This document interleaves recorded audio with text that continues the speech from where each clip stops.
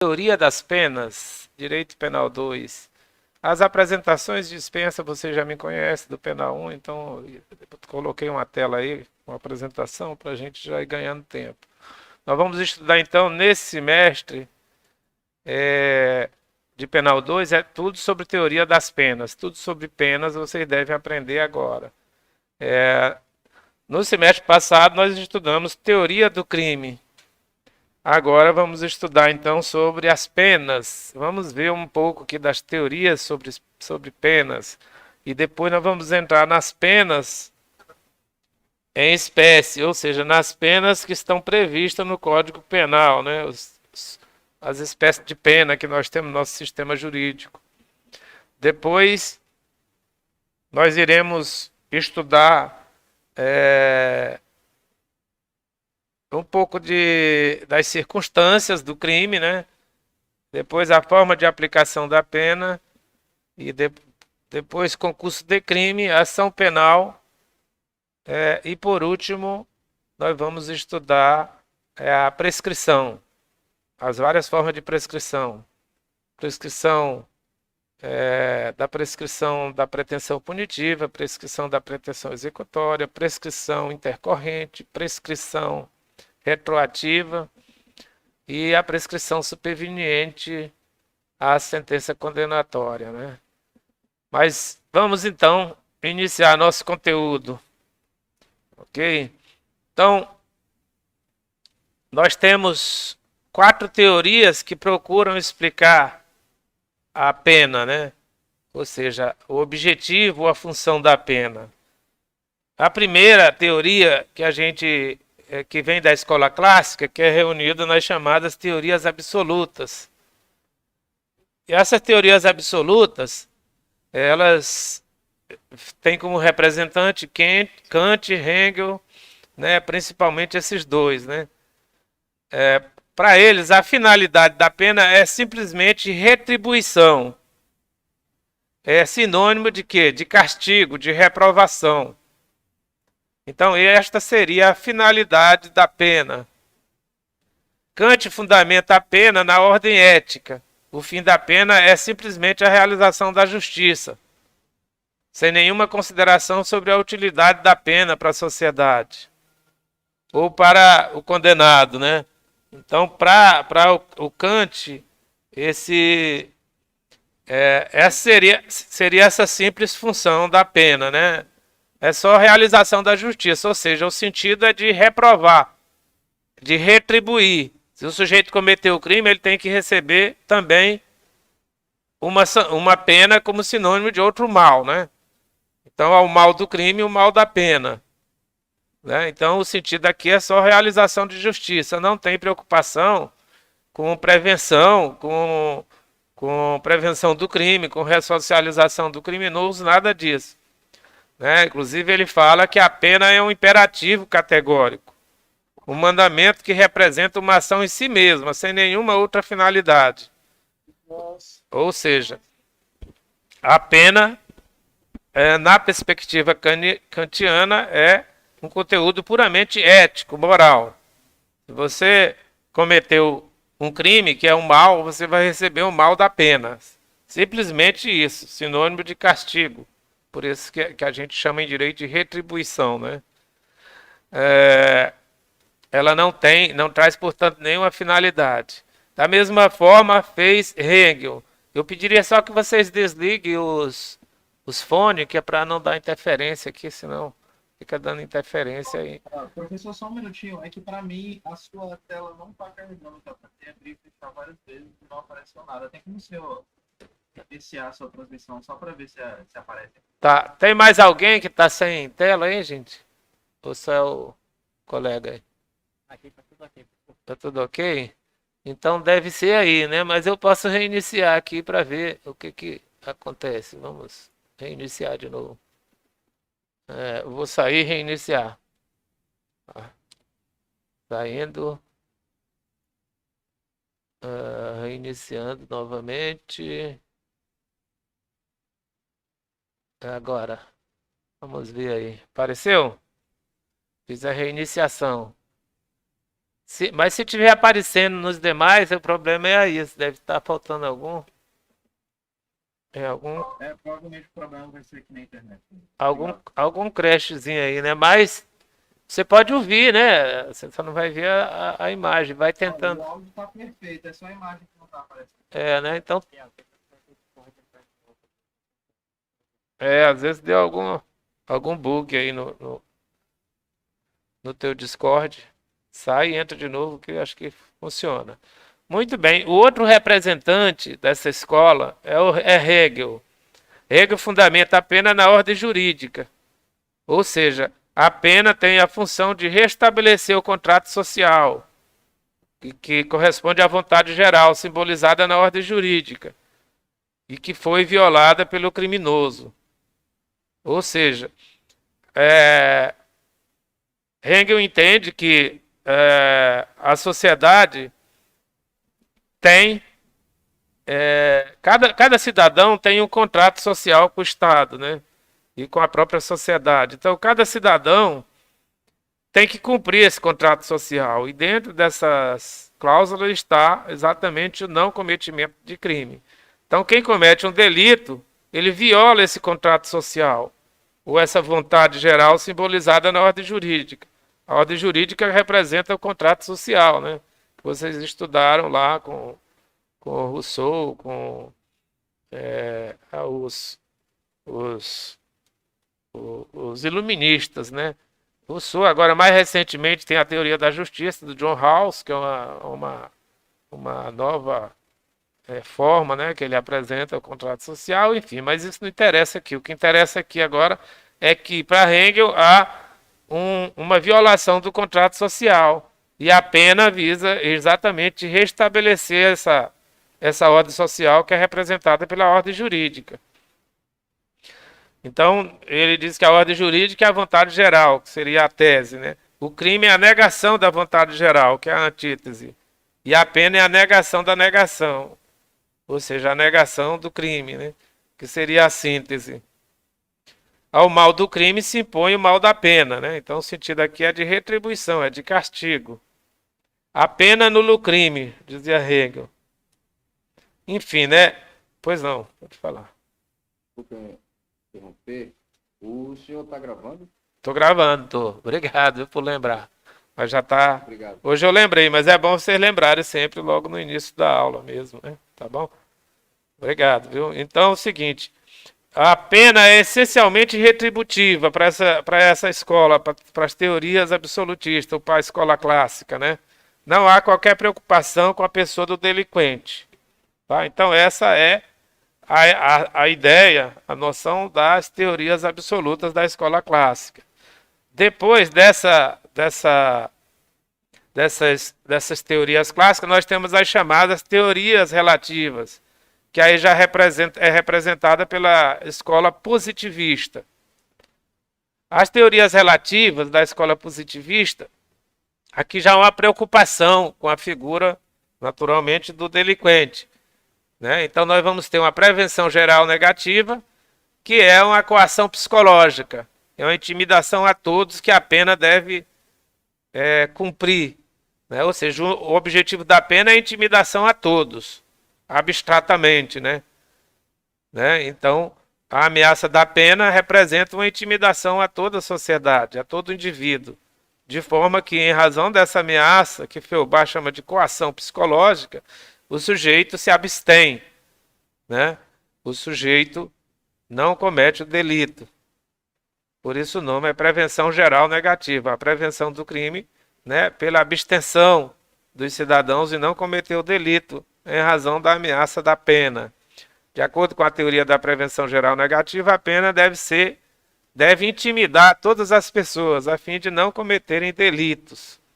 Essa intimidação penal encontra-se alicerçada na teoria da coação psicológica de Feuerbach, onde o Estado espera intimidar os potenciais criminosos para não praticar crimes pela ameaça da pena. Então, a ideia da prevenção geral negativa é essa, quer dizer, ameaçar abstratamente todas as pessoas, especialmente os potenciais criminosos, para não cometer delito. E nós temos, mais recentemente, foi desenvolvida a teoria da prevenção geral positiva, né? Que foi desenvolvida por esse autor alemão chamado Zizek. Para ele, a prevenção geral positiva tem a função de afirmar a validade da norma, né? Procura satisfazer o sentimento de justiça da sociedade e afirmar a validade da norma, no sentido de que, se alguém comete o crime dentro da comunidade e este alguém não sofre uma pena, então isso passa a ideia de que não há norma. Se há norma, ela não é válida, porque ela não está sendo utilizada. Então, a ideia da prevenção geral positiva é afirmar a validade da norma penal. Ou seja, para dar o recado a todos que a norma penal está em vigência e ela é válida e ela é aplicada, né? Então, a ideia geral é essa. Então, essa foi desenvolvida já no final do século XX, né? Essa prevenção geral adquiriu uma forma positiva, onde expressaria um ideal retributivo, considerando que se fundamenta na afirmação da validade das normas, obtida por meio de uma justa punição ao delinquente. Conclusão que se extrai do conceito formulado por Zizek, no qual a pena serviria para neutralizar o efeito negativo do delito para a comunidade, contribuindo para o fortalecimento da consciência jurídica da comunidade, à medida que procura satisfazer o sentimento de justiça do mundo que está em torno do delinquente. Então, o que eu falava para vocês, a função da prevenção geral positiva é mostrar para a comunidade onde o crime ocorreu que existe uma lei penal que vai punir aquele cidadão. E isso, naturalmente, fortalece a consciência, o sentimento de justiça daquela comunidade. De forma que, em sendo assim, aquelas pessoas vão procurar também não cometer delito, porque se cometer sabe que vai ser feita a justiça. Além dessa prevenção geral negativa e positiva, nós temos também a prevenção geral, a prevenção especial, que aqui é específica, é intimidação ao delinquente, ao criminoso, especificamente para ele, né? E aí diz Bentham, que é que defendeu essa prevenção especial, né? Jeremy Bentham. A pena é um inglês, né? É um filósofo inglês. A pena é um mal tanto para o indivíduo quanto para a sociedade. Porém, se justifica pela utilidade, né? Ou seja, pela prevenção. Então, ela intimida o criminoso no sentido de que, uma vez aplicada a pena e ele sendo executada, durante a execução o criminoso vai refletir sobre sua conduta, de forma que, quando ele retornar ao convívio social, não irá mais cometer delito, porque houve uma intimidação a ele mesmo, né? Porque na medida em que ele foi submetido ao cárcere em razão da pena. Então ele reflete para não retornar para aquela situação. Tá? Embora a gente saiba que na realidade não funciona bem assim, né? Pode ser lá na Inglaterra, né? Depois dessa pena, das teorias relativas, nós vamos ter as teorias mistas. As teorias mistas sobre a pena é a fusão das duas escolas anteriores, ou seja, da escola clássica com a escola positivista, ou das teorias absolutas com as teorias relativas. Então aí vai ser a fusão das duas, né? Então, a pena tem uma função tanto de retribuição, uma função moral, como dizia Kant, mas também tem uma função de prevenção geral e especial, né? Então vocês veem que a função retributiva é própria da escola clássica, né? Que está associada às teorias absolutas.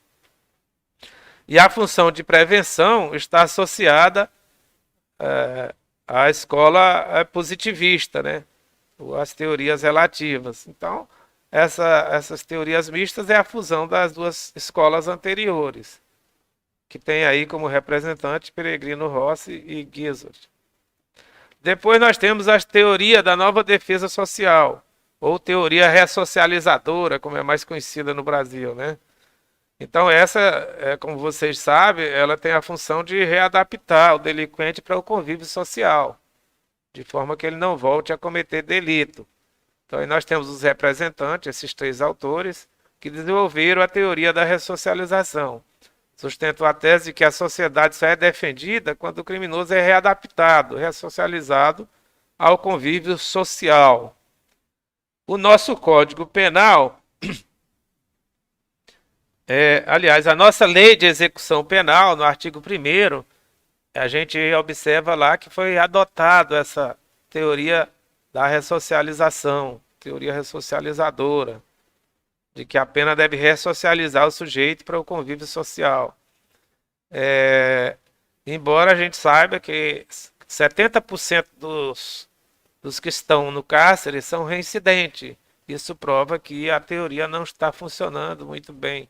Ou seja, isso significa que aqueles que estão lá já retornaram para a sociedade e cometeram novos delitos, né? Então precisaria hoje se repensar uma nova forma de realmente recuperar essas pessoas.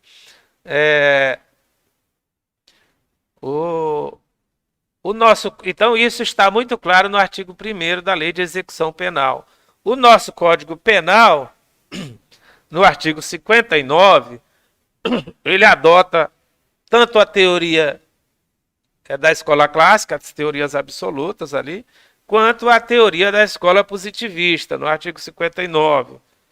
Lá diz o seguinte, que o juiz, atendendo à culpabilidade, aos antecedentes, à conduta social, ao comportamento do delinquente, né, as circunstâncias e o próprio comportamento da vítima, aplicará a pena necessária e suficiente para a reprovação e prevenção do crime. Então veja que na parte final, o Código Penal, o artigo 59 do Código Penal, fala em reprovação. Ora, reprovação é teoria absoluta, teoria da escola clássica, teoria de Kant e Hegel. Em seguida fala em prevenção. Prevenção, portanto, aí adotando a teoria da escola positivista, as teorias preventivistas. Tá? Então, o nosso código adota essas teorias em relação à pena, né? Basicamente, seria essas as teorias que eu gostaria de falar hoje para vocês, de forma muito rápida, só para vocês terem ideia e noções sobre as teorias. Se vocês quiserem aprofundar, aí eu cito os autores que discutem isso, vocês irão naturalmente se aprofundar se alguém for fazer alguma dissertação, etc. Aí, ok? Vamos ver agora um pouco do conceito de pena, né? Ali são as teorias que explicam a função da pena. Agora vamos ver o conceito. O conceito de pena está associado à perda ou diminuição do exercício de um direito. Sempre está associado a isso, né? Se a gente quiser fazer um conceito bem sucinto, nós podemos dizer que podemos dizer que a sanção penal imposta pelo Estado à pessoa que cometeu delitos. Seria um conceito bem simples. Se quiser aumentar mais esse conceito, poderia, a partir daqui, né, de onde concluiu esse aqui, dizer assim, que a sanção penal imposta pelo Estado à pessoa que cometeu um fato típico, antijurídico e culpável. Você daria no mesmo, porque o que é o delito? O delito não é um fato típico, antijurídico e culpável. Então, você poderia substituir. E assim sucessivamente. Eu deixei essa bem simples aqui para você facilitar o entendimento, que já está correto. Mas poderia ser, aí vocês vão criando, né? A gente poderia criar um aqui, sanção penal imposta pelo Estado, a pessoa que cometeu um fato típico, antijurídico e culpável, né? Atendendo-se os princípios do devido processo legal, incluindo aí a ampla defesa e o contraditório. Então aí vai se criando. Eu citei um aí que é do Fernando Capese, da Estela Prado, Só para deixar aí, mas vocês podem criar o de vocês. Só para vocês terem ideia. A ideia de pena, de qualquer pena, seja ela civil ou penal, é a ideia de perda ou diminuição de um direito. No caso da sanção, do conceito de pena em termos penais, nós podemos falar essa aqui, sanção penal imposta pelo Estado à pessoa que cometeu delitos. Está perfeitamente correta. Ok? Além da pena, aqui só para voltar um pouquinho, a pena ela é destinada às pessoas que são imputáveis. Ou, em outras palavras, as pessoas que têm capacidade de culpabilidade. Então, as pessoas imputáveis, como a gente fala no direito penal, elas recebem uma pena. Mas se a pessoa for inimputável, ou semi-imputável, semi-responsável, ela recebe uma medida de segurança. Se a pessoa for responsável, que no direito a gente chama, a pessoa tem capacidade de culpa, ou a pessoa é imputável, então ela recebe uma pena. E qual seria a pessoa imputável? Aquela que tem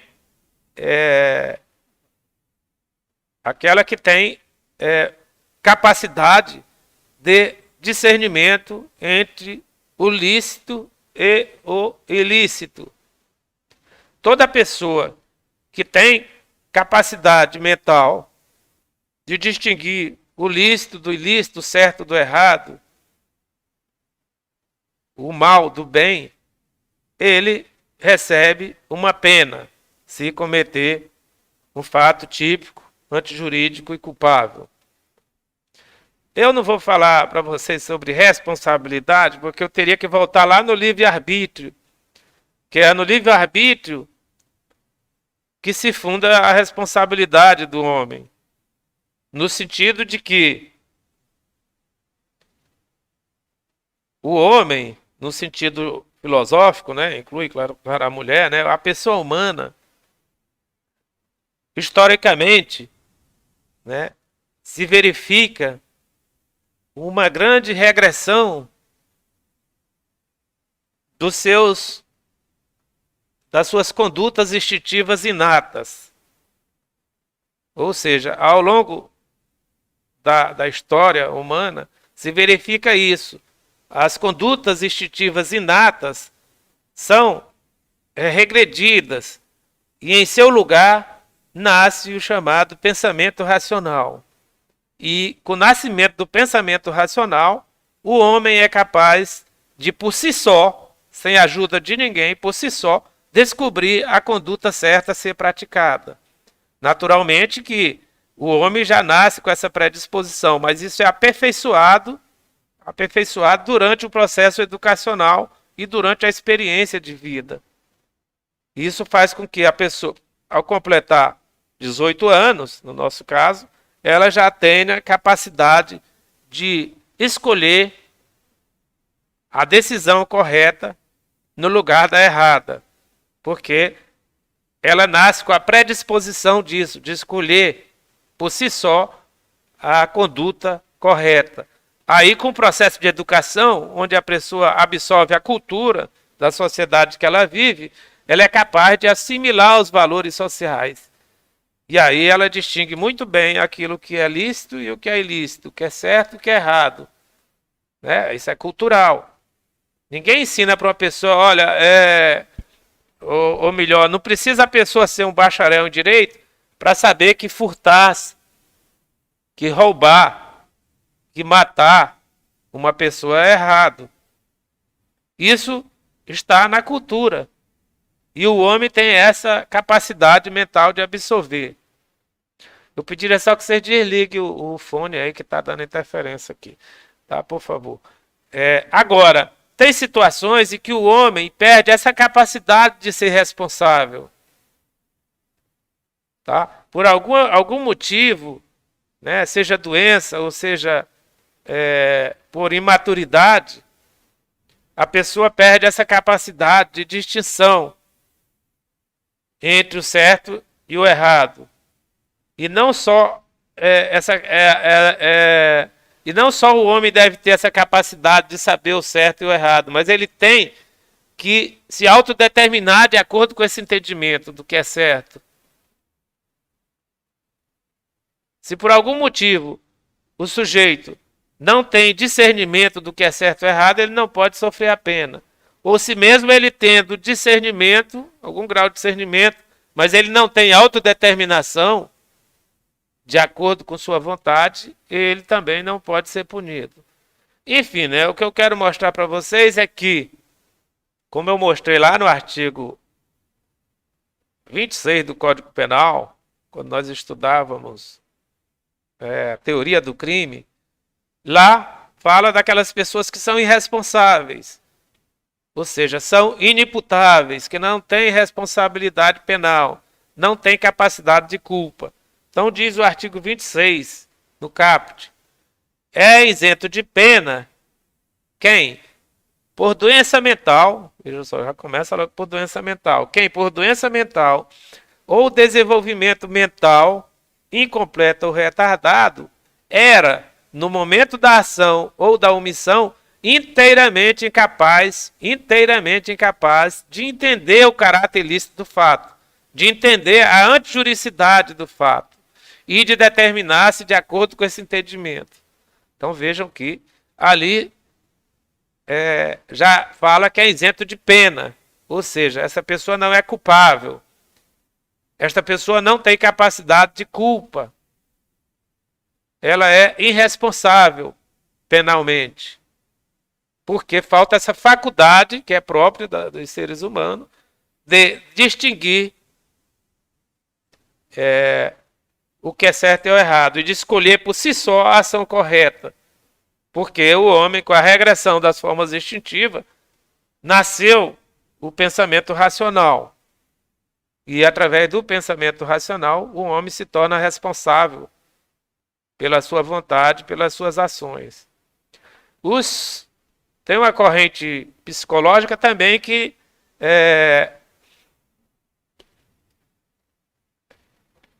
digamos assim, que informa ou que defende essa questão da responsabilidade. Ela diz que existe dois eu. Um eu que é mais instintivo, que é de onde provém os instintos, os impulsos instintivos, e um eu controlador, um eu centro, que toma esses impulsos instintivos do homem, controla esses impulsos e dá direção de acordo com a finalidade. Ou seja, existe um eu instintivo, existe um eu cultural, ou um eu controlador. Roosevelt chama de eu centro também. Né? Então, existe esse eu que toma aquele impulso instintivo. A gente está dando interferência aqui, aí fica ruim para falar aqui, concorrendo com vocês. Aí. Então, existe dois eu. Um eu instintivo, né, que é de onde provém os impulsos instintivos, e um eu centro, um eu controlador, um eu cultural, que é onde recebe esse impulso instintivo e racionaliza e dá direção de acordo com aquilo que é certo, de acordo com os valores recebidos pela educação. De forma que se chega à conclusão de que o homem, por si só, é capaz de escolher a decisão certa no lugar da errada, sem que precise de qualquer outra pessoa. Uma água aqui, porque... Muito bem, então para essas pessoas que têm essa capacidade de culpa, que são responsáveis, que têm o livre-arbítrio, né? Isso que eu falei nada mais é do que o conceito de livre-arbítrio, né? Acabei de falar para vocês. A capacidade que o homem tem de distinguir entre o lícito e o ilícito, entre o certo e o errado. E de escolher sozinho, por si mesmo, chegar à conclusão, chegar à decisão correta. Ele pode até praticar a decisão errada, mas ele sabe que é errado, entendeu? Por isso que é punido. Porque ele sabe qual é a decisão correta e mesmo assim pratica a decisão errada. Pratica o crime, por exemplo. Então ele vai ser punido por isso. Porque se ele não tiver essa capacidade de distinção entre a ação certa, a conduta certa e a conduta errada, ele não pode receber pena. Tá? Nessas hipóteses, o que vai acontecer? Ele vai receber uma medida de segurança, que é a internação, que na verdade é uma medida de tratamento, que consiste numa internação em um hospital de custódia e tratamento psiquiátrico, ou na obrigação de tratamento ambulatorial, dependendo da gravidade do crime. O fato é que o sujeito que não tem capacidade de culpa, que é irresponsável penalmente, ele vai receber uma medida de segurança e não uma pena. Por isso que eu estou falando de medida de segurança aqui para vocês, porque é a medida destinada àquelas pessoas que têm, por algum motivo, lhe falta a capacidade de escolher a decisão certa no lugar da errada. Ele não sabe, simplesmente ele não distingue qual é a decisão certa e errada.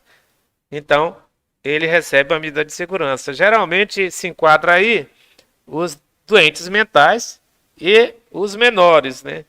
Que em razão da maturidade.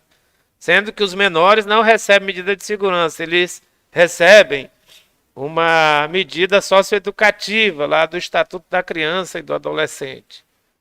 Mas em termos de distinção, ou de irresponsabilidade, ou de inimputabilidade penal, são esses dois. Os dois são inimputáveis. Tanto os menores, por questão de imaturidade, presumida pela lei, que na verdade é uma presunção legal. Todo mundo sabe que um menor de 18 anos, 17 anos, 16, ele sabe, 15, ele sabe que não pode matar outra pessoa, né? Mas há uma presunção legal na lei. E lá no artigo 27 diz que os menores de 18 anos são inimputáveis, ou seja, são irresponsáveis, não têm capacidade de receber a culpa. Mas se o sujeito tiver mais de 18 anos e comete um crime, um fato definido como crime, um fato típico, e ele tem problema mental, então se aplica a medida de segurança. Então, basicamente, se aplica àqueles que têm ou uma doença mental ou uma perturbação mental, que torna ele semi-responsável. O inimputável é aquele que não tem nenhum discernimento. A doença mental lhe retira completamente o discernimento. O semi-responsável é aquele que, apesar de ter uma doença mental, ele mantém algum grau de discernimento entre o certo e o errado, entre o lícito e o ilícito. Então, para os dois, tanto para aquele que tem uma doença mental, que lhe tira completamente a capacidade de discernimento entre o certo e o errado, quanto para aquele que tem uma doença mental que lhe tira relativamente a capacidade de escolher a decisão certa, se aplica a medida de segurança, tá? Tanto para um quanto para outro. O que diferencia é que para os inimputáveis, necessariamente o juiz aplica uma medida de segurança. E para o semi-responsável ele tem a alternativa. Ou ele aplica uma medida de segurança, a exemplo dos inimputáveis, ou ele aplica uma pena reduzida. Porque o artigo 26, parágrafo único, dá essa possibilidade. E diz lá que a pena é reduzida de 1 a 2 terços. Acho que é isso. A pena é reduzida de 1 a 2 terços se aqueles que, por perturbação mental, ou desenvolvimento mental incompleto ou retardado, não era inteiramente capaz. Veja que não era inteiramente, significa que era relativamente capaz de entender o caráter ilícito do fato, ou de determinar-se de acordo com esse entendimento. Então aqui o juiz pode aplicar uma pena reduzida ou uma medida de segurança, fica a critério do juiz. Aqui não, necessariamente aos inimputáveis se aplica uma medida de segurança. Aí eu coloquei um conceito aí, né, que vocês estão vendo, sanção penal de caráter exclusivamente preventista, cuja finalidade é evitar que o autor do fato típico, que demonstre periculosidade, volte a cometer delitos. Então, a medida de segurança se dirige aos inimputáveis e os semi-responsáveis. Ou seja, aquelas pessoas que não têm capacidade de encontrar qual a decisão certa por si mesmo. Ou, em outras palavras, não tem capacidade de dirigir sua ação de acordo com a conduta correta. Ok? Muito bem. Ainda nesse conceito de sanção penal, eu coloquei aqui o chamado ato infracional, que é o fato típico e antijurídico praticado por menores de 18 anos. Então, se os menores cometem um delito, um fato típico e antijurídico, que na verdade não coloquei a culpa aqui porque eles não são culpáveis. Eles são inimputáveis, os menores de 18 anos, pelo artigo 27 do Código Penal. Então não pode botar aqui culpabilidade. Então ele pratica um fato típico antijurídico, praticado por menores. Então aqui se aplica, no caso de criança até 12 anos, as medidas protetivas. No caso dos adolescentes, que é mais comum, que é de 12 até completar os 18, se aplica a medida socioeducativa.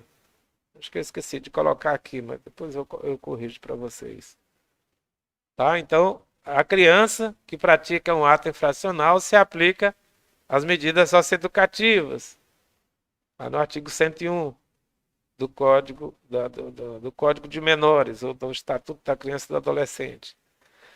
E ao adolescente se aplica medidas socioeducativas que estão previstas no artigo 112 também, do Estatuto da Criança e do Adolescente. Ok? Só para vocês terem noções gerais. Agora nós vamos trabalhar um pouco aqui sobre as penas do nosso Código Penal e nas nossas leis especiais. Então nós temos 3 tipos de pena. Pena privativa de liberdades, temos penas restritivas de direitos e temos pena de multa. São essas as penas que estão no nosso Código Penal. Ok? Então vamos começar a estudar essa primeira, né? Privativas de liberdade. Depois nós passamos para as restritivas de direito e por último a pena de multa. Ok? E aí tudo bem, né? Então nós vamos ter 2 penas privativas de liberdade, de reclusão e de detenção. O que que diferencia uma da outra? A pena de privativa de liberdade de reclusão da pena privativa de liberdade de detenção. É só os regimes, é só isso. Essa de reclusão admite os 3 regimes: fechado, semiaberto e aberto. Enquanto a de detenção admite só 2 regimes: semiaberto e o aberto. Não admite o fechado.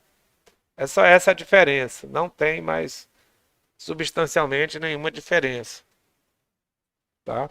Então vamos ver as regras do regime fechado. Então aqui as penas privativas de liberdade, nós temos a reclusão e a detenção. A reclusão admite os 3 regimes de execução de pena, né? E a detenção admite só 2 regimes de execução da pena, que são regimes de execução, né? Regimes de cumprimento da pena. Então vamos ver quais são as regras do fechado. O regime fechado segue essas regras: segurança máxima ou média, ou seja, o sujeito cumpre pena em estabelecimento de segurança máxima ou de segurança média, de acordo com o artigo 33, parágrafo 1º. Faltou aqui. O exame criminológico para individualização da execução da pena é obrigatório, de acordo com o artigo 34. O trabalho diurno e isolamento noturno. O sujeito trabalha durante o dia, né, dentro do estabelecimento e se isola no período noturno. O trabalho é comum dentro do estabelecimento, de acordo com o parágrafo 2º do artigo 32. O trabalho externo é admissível somente em serviços ou obras públicas e sob vigilância constante. Tá? Então, só em serviço ou obra pública e sobre vigilância. E vigilância por agente penitenciário, né? Não é vigilância pelo servidor público onde ele trabalha, não. Tá? O trabalho do preso é remunerado, garantido os benefícios da Previdência Social, né? De acordo com o artigo 39. Então, essas são basicamente as regras do regime fechado. Ok? Vamos ver as regras do regime semiaberto. Execução da pena, cumprimento da pena em colônia agrícola, industrial ou similar, de acordo com o parágrafo 3º, parágrafo 1º, letra B do artigo 33 do nosso Código. O exame criminológico de classificação para individualização da pena também é obrigatório, de acordo com o artigo 34. O trabalho é incomum durante o dia, né, dentro da colônia penal, industrial ou similar. E é admissível o trabalho externo e a frequência à escola. Veja que aqui já há um abrandamento. O sujeito já pode, além de trabalhar externamente, ele pode frequentar a escola. Naturalmente que isso aqui tem que ser decidido pelo juiz da execução, que vai avaliar, né, a razoabilidade, né, as condições concretas, né, para aquele sujeito, para aquele detento, e aí ele decide, mas é permitido, né, a frequência à escola e também a trabalho externo, e não só em obra pública, mas também no setor privado, né. Vamos ver agora a regra. Pois não. O que é exatamente esse exame criminológico? Esse exame criminológico, quando o sujeito chega na penitenciária, existe uma equipe de especialistas formada por psicólogos, assistentes sociais, juristas, entendeu? Que eles vão fazer esse exame para ver se o sujeito tem periculosidade, se ele pode ficar ou não junto com os demais presos, etc., né? É uma avaliação da personalidade daquele condenado para verificar como ele deve ser, os cuidados que deve ter com ele dentro do estabelecimento, né? Basicamente isso. Ok? Vamos lá, então. Bom, obrigada. Nada.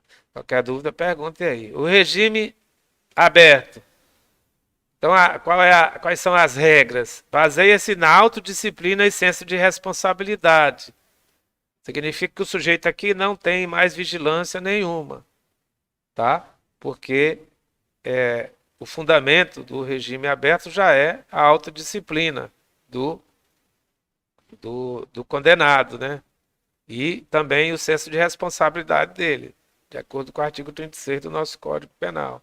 Deverá trabalhar fora do estabelecimento e sem vigilância. Portanto, não tem vigilância. Frequentar cursos ou outras atividades autorizadas e recolher-se no período noturno e nos dias de folga. Tá? Por quê? Porque aqui o sujeito cumpre na chamada casa do albergado, né? E, portanto, é uma casa que fica na cidade, né? E ali ele mora, né? Ele sai para trabalhar e retorna à noite e também aos domingos e dias de folga. Pois não. Desculpa, mas só voltar um pouquinho. No semiaberto tem vigilância também, né? O trabalho aqui que você fala, no semiaberto? Isso. O trabalho no setor privado ou público tem vigilância, né? Pode ser sem vigilância. Pode ser, né? Geralmente porque é o seguinte, a lei não exige que seja com vigilância, mas geralmente o juiz da execução, eles não mandam aquelas pessoas trabalharem fora que pode ter problema, né? Pessoas que têm um grau de periculosidade maior, entendeu? Pessoas que são mais perigosas, digamos assim. Então, eles têm todo um critério, né, interno para resolver sobre isso, mas pode trabalhar sem vigilância, tranquilamente. Quando eu fui diretor-geral da Faro, lá nos anos 2000, eu fiz um convênio com a Secretaria de Justiça e eles encaminhavam essas pessoas que estavam no regime semiaberto. Né? Tinha pessoas ótimas, trabalhavam bastante, né? O pessoal gostava de trabalhar e queria realmente sair dessa vida e tal. E realmente era sem vigilância. Quem coordenava era o chefe de serviços gerais, né? Coordenava, era uma equipe de mais ou menos uns 4 ou 5. nunca tivemos problema não, né? Porque geralmente já é feito uma triagem na própria execução da pena, né? No próprio sistema penitenciário, o juiz da execução, junto com o diretor, eles já fazem uma triagem, né? Mas não precisa ter vigilância, não. É, mas ele tem que se recolher à noite, né? Tem que voltar para dormir no cárcere.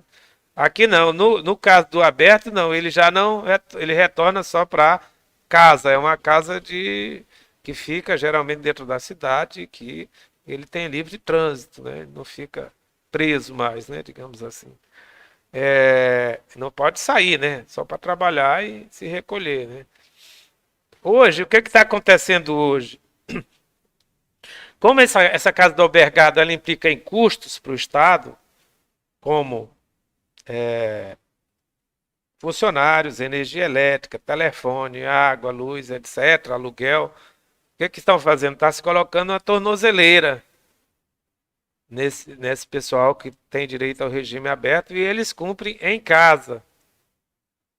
Com a vantagem que está em contato com a família, né? Que em tese facilita a ressocialização desse sujeito, o convívio familiar. Então hoje está se adotando essa estratégia da tornozeleira, né? E aí eu acho até mais eficiente do que o sistema de casa de albergado. Por quê? Porque aqui, efetivamente, o Estado tem o controle de onde a pessoa anda, né? Se ela sair da rota previamente traçada, né, para ele, vai ser avisado, né? Os agentes do Estado vão ser avisados, né? E aí eles podem recolher o sujeito. Primeiro pede para ele justificar, geralmente na primeira vez. Na segunda vez, se não tem justificativa razoável, né? Não foi um caso de emergência, etc. Então, eles regride de regime, né? Ele pode regredir de regime e ir para o regime semiaberto.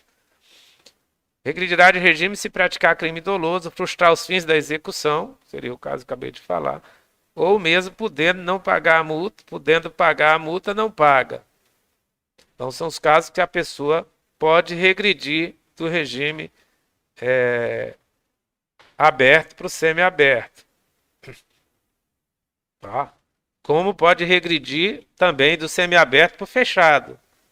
Se o sujeito praticar alguma infração prevista na lei de execução penal ou mesmo algum crime durante esse regime, tá? Ele pode regredir. Tem as faltas que estão definidas lá na lei de execução penal que permite a regressão de regime. Hoje é muito comum a regressão por uso de celular, né, que é considerado falta grave. O sujeito, se estiver no aberto ou estiver no semiaberto, ele vai regredir para o regime mais severo, né? Tá? Eu vou fazer alguns comentários aqui sobre o artigo 42 e depois nós vamos concluir essa aula de hoje. Então diz o artigo 37, em relação ao regime especial. As mulheres cumprem pena em estabelecimento próprio, ou seja, tem que cumprir em estabelecimento apropriado para as mulheres, né? Ou seja, separado dos homens e próprio para as mulheres, observando os deveres e direitos inerentes à sua condição pessoal, bem como no que couber o disposto neste capítulo. Então, é um sistema penitenciário adaptado, né, para as mulheres, né? Inclusive com berçário, etc., com a hipótese de ter alguma presa, né, com criança. Os direitos do preso. O preso conserva todos os direitos não atingidos pela perda da liberdade, impondo-se a todas as autoridades o respeito à integridade física e moral.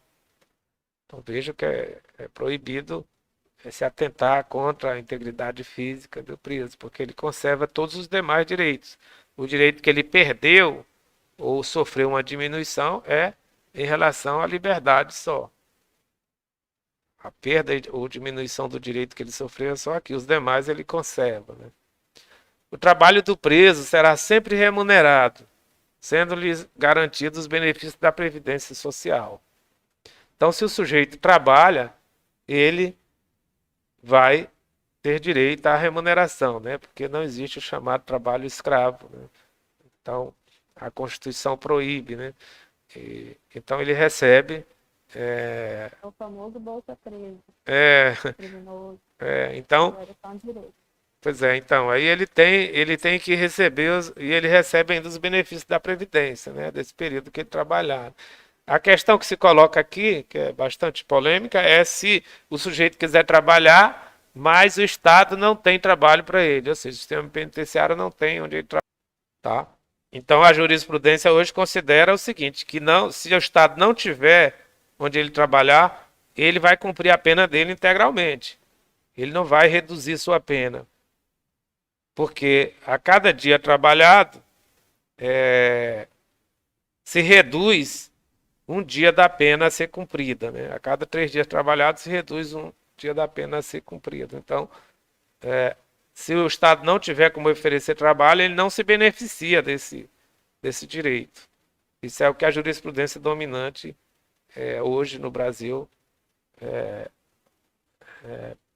defende, decide dessa forma. A doença mental. O sujeito recebe a pena normal, mas depois ele apresenta comportamento mental inadequado, ou que demonstra doença, ter adquirido algum tipo de doença. Então, se sobrevém doença mental, deve ser recolhido ao hospital de custódia, né? E tratamento psiquiátrico, a falta deste, o estabelecimento adequado. No nosso caso aqui, nós temos aí uma ala no hospital de base, né? Que coloca aqueles que são submetidos à medida de segurança e aqueles que estão presos e apresentam algum tipo de doença mental. Então é encaminhado para lá para receber tratamento adequado. Ok? E nós temos ainda a chamada detração penal, que é a diminuição da pena do condenado daquele período que ele esteve preso provisoriamente. Computa-se na pena privativa de liberdade, na medida de segurança, o tempo de prisão provisória, né? No Brasil ou no estrangeiro, o de prisão administrativa e o de internação em qualquer dos estabelecimentos referidos no artigo anterior. Aqui, prisão administrativa não existe mais, a não ser no sistema militar, né? O regime militar ainda admite, o regime civil não admite mais. Isso aqui é uma redação ainda que traz um viés autoritário, né? Mas como o sistema militar admite a prisão administrativa, então fica-se aí. O que é importante aqui é que vocês saibam que se o sujeito ficou provisoriamente preso 2 anos, quando ele receber a pena definitiva, transitar em julgado a pena definitiva, ele vai ter direito à diminuição daquela pena que ele foi condenado já, desse período de 2 anos que ele ficou preso provisoriamente. Ok? Então, basicamente, sobre pena privativa de liberdade, seria essas considerações que eu teria para fazer com vocês. Tá? Na próxima aula, nós voltamos aqui para as penas restritivas de direitos. Vou só colocar aqui, para vocês já saberem quais são as penas restritivas de direitos. São essas 5 que estão aqui elencadas. Sendo que eu esqueci de falar para vocês, estou vendo aqui, por isso que é bom colocar no mapa, como é que se determina o regime de cumprimento, se o sujeito vai para o fechado, aberto ou semiaberto. Como é que se determina isso? O juiz, na hora da condenação, ele vai dizer, olha, ele vai ter que aplicar a pena e dizer qual o regime do sujeito, qual o regime de execução o sujeito vai cumprir aquela pena. Como é que eu vou saber se ele vai para o aberto, para o semiaberto ou para o fechado? É isso que eu quero mostrar para vocês. Qual regime o sujeito deve cumprir? Aqui, é bem simples, botei num gráfico para ficar fácil. Se a pena é até 4 anos, o sujeito tem direito ao regime aberto, se ele for não reincidente, ou primário, né? Falo não reincidente porque o Código usa esse termo, né? Não reincidente, lá no artigo 33. Então, penas até 4 anos, inclusive 4 anos, o sujeito tem direito ao regime aberto se ele for não reincidente. Se ele for reincidente, aí ele vem para o regime semiaberto, né? Aí, a mesma coisa, de 4 anos e 1 dia, se a pena que ele foi condenado é de 4 anos e 1 dia até 8 anos, ele tem direito ao regime semiaberto, se ele for não reincidente. Se ele for reincidente, não tem esse direito, vem para cá, né?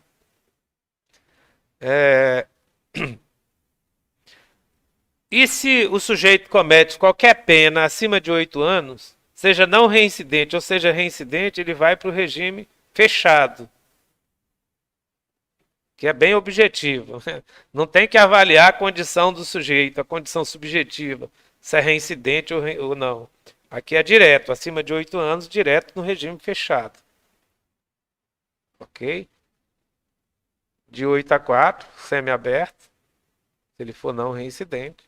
E de 4 até 1 dia ao regime aberto, se ele for não reincidente. Geralmente, pois não, Nesse caso ali, o não reincidente é sinônimo de primário. primário, né? Primário, Então, isso. Primário. não reincidente naquele crime. É, naquele e em outro qualquer, né? Ele tem que nunca ter sido condenado Sem condenação. definitivamente por nenhum crime, né? Por nenhum crime. Tá? Se ele já foi condenado anteriormente por um crime e cometeu novo delito, na condenação do novo delito ele é considerado reincidente. Tá? Mas a reincidência sempre ela só ocorre se o sujeito já foi condenado definitivamente por um crime.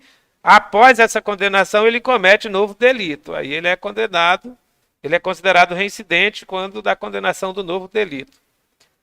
Se ele cometeu vários delitos, mas não foi condenado por nenhum, no momento que ele for sendo condenado por esses delitos, ele é considerado primário. Ok? Isso é importante. Está lá no artigo 63. Né? Você depois dá uma olhada lá. Conceito de reincidência. Nós vamos ver mais na frente com calma, mas já estou adiantando aqui. O que acontece é o seguinte, aqui, né? O sujeito vai para o regime aberto, né? O que acontece? Se o sujeito é primário aqui, e a pena dele não ultrapassa 4 anos, então ele tem direito, o juiz determina o regime, aplica a pena, vamos por 3 anos, a ser cumprida em regime aberto, e em seguida o que ele faz? Esse sujeito, ele substitui a pena dele, essa pena privativa de liberdade por uma pena, por penas restritivas de direitos. Tá? Então, geralmente, o sujeito que é primário e comete uma pena inferior a 4 anos, ele vai ter direito a ter esta pena substituída. Mas o juiz, na sentença, ele estabelece o regime, sim. Isso que é aberto. Em seguida, que ele diz, considerando que a pena não ultrapassa 4 anos, né, de acordo com o artigo 44 do Código Penal, substituo, né, por penas, pela pena tal. Ele vai dizer, ou pode ser a pena de prestação de serviço à comunidade, ou pena de limitação de fim de semana, ou pena de interdição temporária de direitos, enfim, né? Aí fica a critério do juiz e também de acordo com de acordo com o que é adequado para aquele condenado, né? Tá? Então, a forma de determinar, portanto, esse regime aqui, fechado, semiaberto e aberto, é a partir de quê? Do quanto da pena e da condição subjetiva do réu, se é primário ou reincidente. Então, é o quanto da pena, que é o primeiro critério, e o segundo, se o sujeito é primário ou reincidente. Que é isso aqui, né? De acordo com a quantidade da pena, ele vai para determinado regime. Agora, acima de 8 anos, não. Aí o sujeito vai direto para o fechado. Seja primário ou reincidente, não tem mais alternativa para ele, né? Ele vai sempre para o fechado. Ok, gente? Só uma coisa que eu me perdi. De 4 a 8 anos, reincidente é fechado também, né? Aqui. Reincidente. Sim, se for reincidente, sim, vai para o regime fechado. Olha, se for reincidente, ele pode ir para o fechado direto aqui até, né? Se for reincidente, até daqui ele pode ir para o fechado. Acontece que tem uma súmula do STJ que diz que se o sujeito foi condenado a uma pena menor de 4 anos, ele pode cumprir no regime semiaberto. Mas o Código Penal mesmo já fala que se o sujeito for reincidente, mesmo numa pena menor de 4 anos, ele viria para o fechado. Mas aí veio, como isso é muito, realmente a lei foi muito dura, aí o STJ editou uma súmula que o juiz segue, né, que se o sujeito for reincidente e a pena for menor de 4 anos, ele pode vir para o semiaberto, tá? Mas é direto, esse aqui vai direto para cá, né? Tá? E esse aqui não tem para onde ir, né? Acima de 8 anos não tem para onde fugir, né? Se for primário ou residente, ele vai ficar no fechado sempre. É porque as penas acima de 8 anos são crimes graves, então o regime tem que ser o mais severo mesmo, né? Aí tem lógica, né? Alguma dúvida mais aí, pessoal? Então vamos encerrar por aqui. E hoje eu não vou nem fazer ainda a chamada de vocês, mas a partir da próxima aula eu vou fazer a frequência, tá? Hoje porque é a primeira aula e às vezes as pessoas estão ainda com problema aí no Discord, não estão conseguindo entrar e etc. A gente está dando esse desconto hoje, mas a partir da próxima quarta, avise os colegas aí que faltaram, que eu vou fazer a frequência de vocês todos os dias, para ser justo, claro, né? Você sabe que essas aulas são muito... Elas não são tão, digamos assim, espontâneas ou não são tão boas quanto uma aula presencial, né? Por isso que eu desenvolvi esse método aqui através de quadros, através de PowerPoint, de forma a dar uma visibilidade melhor para vocês do conteúdo, né? Porque aqui vocês já veem direto, né, o conteúdo de forma total. Espécie de pena de privativa de liberdade no nosso código. Então tá aqui, aliás, espécie de pena no nosso código, tá aqui, as 3 logo. Aí vocês estão vendo as características das penas privativas de liberdade. Na próxima aula nós vamos ver as características das penas restritivas de direitos. E se houver tempo, a gente continua já nas características da pena de multa. Ok, gente? Então, fico feliz em recebê-los de volta aqui no Penal 2, viu? E muito obrigado pela atenção. Tá? Até a próxima. Obrigado, professor. Boa noite. Boa noite. Obrigada. Boa noite, Boa gente. gente. Boa noite. Boa noite, gente. Boa noite. Tem chamada, não? Não, só na próxima aula, né? Na próxima a gente faz. Tá bom, gente?